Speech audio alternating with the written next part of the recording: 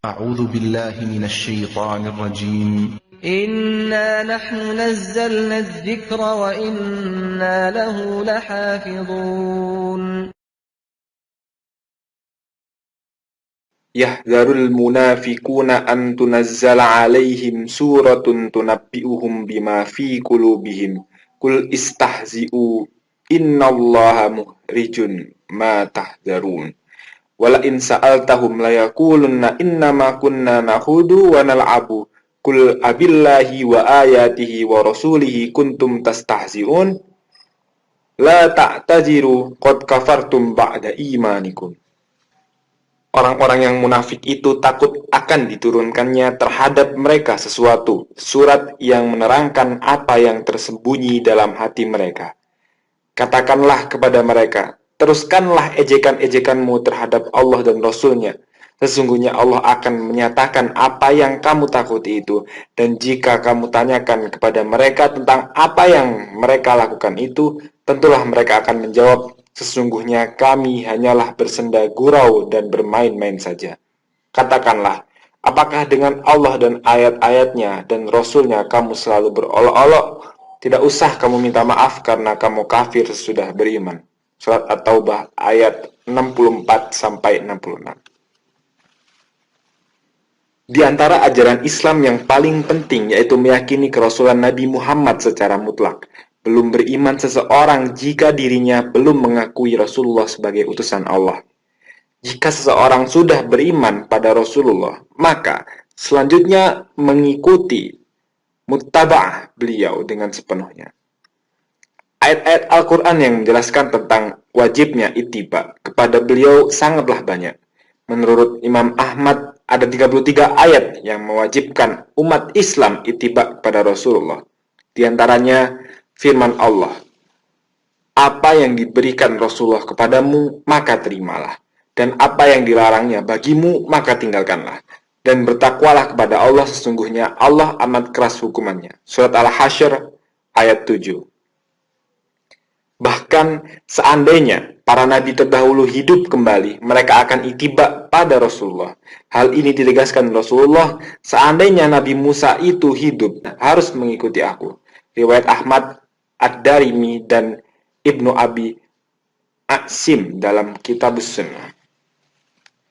Para ulama menjelaskan ittiba yang dimaksud dalam masalah akidah, syariah, ibadah, akhlak, dakwah, siasah asy-syar'iyyah maupun yang lainnya. Karena dengan ittiba Allah menjamin kebahagiaan, kemenangan dan surga.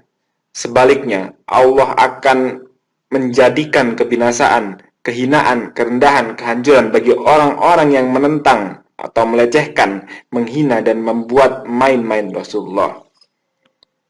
Dalam tafsir Jalalain disebutkan orang munafik takut diturunkan kepada kaum mukminin suatu surah yang menerangkan apa yang tersembunyi dalam hati mereka, yakni tentang kemunafikan mereka.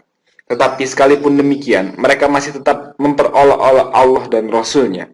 Kemudian Allah menyuruh mereka terus mengejek, tapi salutnya mengandung makna ancaman di mana Allah akan menampakkan kemunafikan mereka.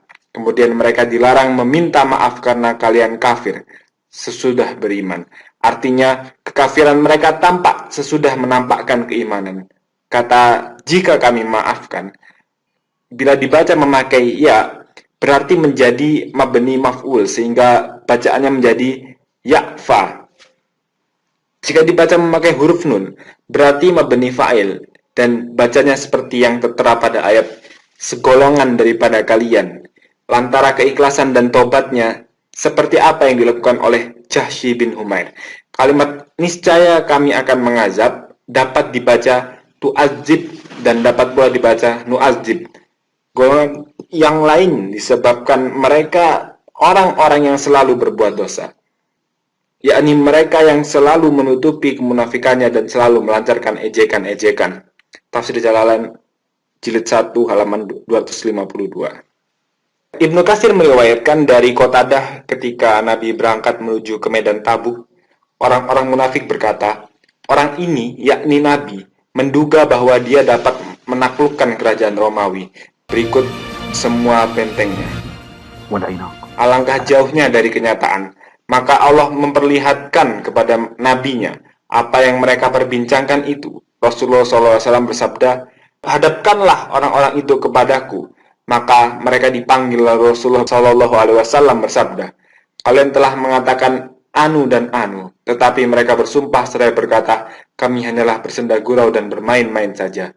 Salah satunya yakni Makhshi ibnu Humair meminta maaf dan minta mengganti namanya dan nama bapaknya dan memohon kepada Allah agar dirinya gugur sebagai syuhada tanpa diketahui tempatnya.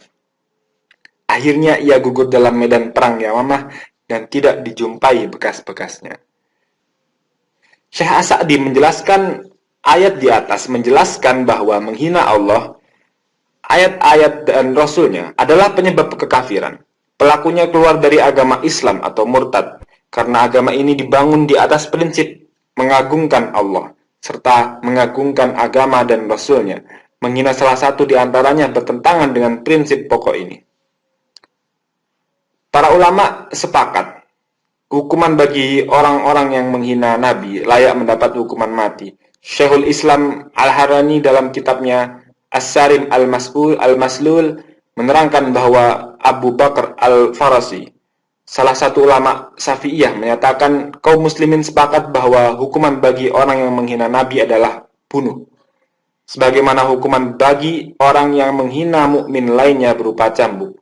Al-Khatibi mengatakan, saya tidak mengetahui adanya beda pendapat di kalangan kaum muslimin tentang wajibnya membunuh penghina Nabi.